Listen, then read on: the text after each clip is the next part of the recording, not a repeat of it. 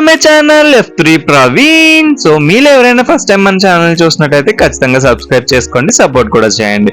So ఇవాళ మనం చేసుకుంటున్నాం పైనాపిల్ డిలైట్. సో ఇప్పుడైతే మనం వీడియోలోకి వెళ్ళిపోతాం. దానికోసం ముందుగా ఒక పైనాపిల్ తీసుకొని దాని తొక్కలు తీసుకొని ముక్కలుగా కోసుకొని దాన్ని ఉప్పు ఉన్న నీటిలో మాత్రమే కడుక్కోవాలండి, ఎందుకంటే దాంట్లో ఉన్న గారంతా పోతుంది అనమాట. తర్వాత దాన్ని మిక్సీ జార్లో తీసుకొని 4 టేబుల్ స్పూన్స్ ఆఫ్ షుగర్ వేసుకొని 1 గ్లాస్ వాటర్ కూడా వేసుకొని బాగా మిక్స్ పెట్టుకోవాలన్నమాట. తర్వాత దాన్ని ఒక స్ట్రైనర్ లోకి తీసుకొని బాగా స్ట్రెయిన్ తీసుకొని అలా పిప్పిలా వస్తుంది అనమాట, తీసి పక్కన పెట్టేసుకోవాలి. ఇలా ప్యూర్ వచ్చిన తర్వాత పొయ్యి మీద పాన్ పెట్టి అందులో 2 కప్స్ షుగర్ వేసి 1 కప్ వాటర్ కూడా వేసుకొని వాటర్ లో షుగర్ అంతా మెల్ట్ అయ్యే వరకు కరిగించుకోవాలన్నమాట.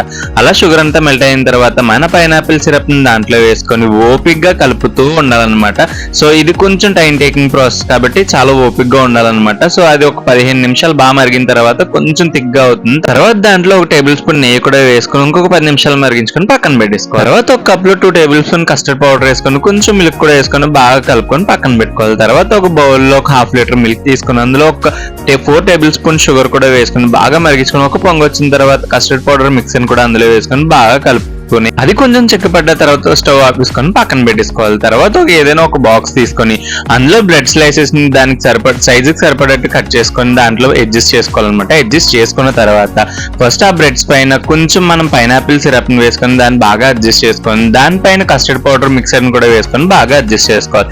ఇదే ప్రాసెస్ లో మీరు తీసుకున్న బాక్స్ సైజ్ ని బట్టి ఎన్ని లేయర్స్ వస్తే అన్ని లేయర్స్ వేసుకోవాలన్నమాట. నాకైతే 3 లేయర్స్ అయితే వచ్చింది. 3 లేయర్స్ వేసుకున్న తర్వాత ఫైనల్ గా దానిపైన మీకు నచ్చిన డ్రై ఫ్రూట్స్ అన్ని వేసుకోవచ్చు అనమాట. జీడిపప్పు, బాదం పప్పు, అన్ని పప్పులు వేసుకోవచ్చు, గన్నేరు పప్పు తప్పితే. సో అలా వేసుకున్న తర్వాత దాన్ని ఒక 1/2 గంట సేపు చల్లార్చుకున్న తర్వాత మూత పెట్టి ఫ్రిడ్జ్ లో 4 అవర్స్ పాటు డీప్ ఫ్రిడ్జ్ లో పెట్టి తీసి తింటే ఉంటది నా సామిరంగా.